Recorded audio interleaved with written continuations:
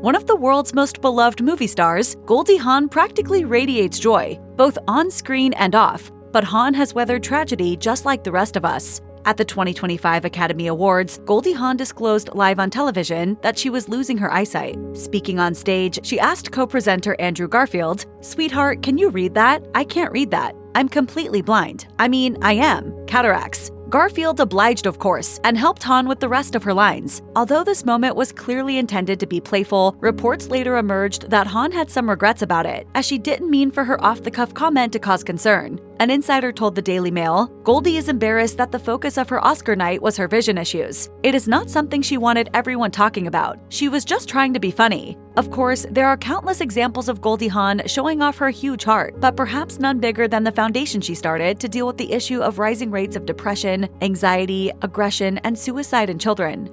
There's loneliness and there's all kinds of anxiety and sadness and so forth because we're facing a lot of troubles right now. Hawn started Mind Up, the Goldie Hawn Foundation, in 2003, in part because of the trauma from 9/11 that society was experiencing at the time. Hawn has since become a strong advocate for mental health awareness, often using her own experiences to help destigmatize the topic. In a 2024 podcast interview on Making Space with Hoda Kotb, Hawn revealed that her first big break, a role on the TV series Good Morning World, led to her first bout with panic disorders. Her condition became so severe that she was often scared to leave her dressing room or socialize. I didn't know what happened to my joy. I tried to fake my smile. I'll never forget that. In an earlier interview with Good Morning Britain, Hawn explained that she also experienced depression during this period of her life. She noted that her anxiety and depression was in large part due to her fame.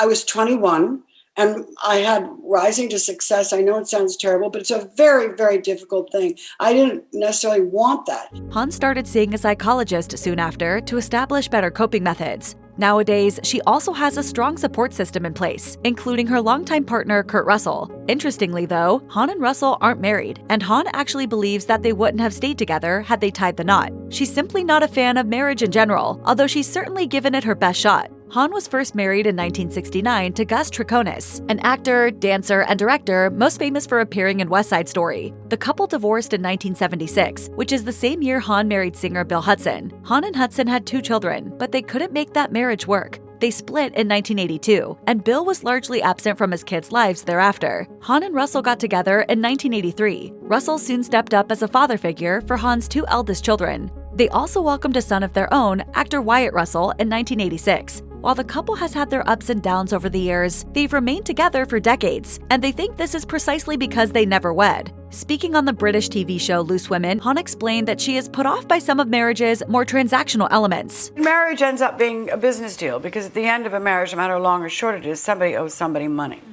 And, I was on the short end of the stick on that one.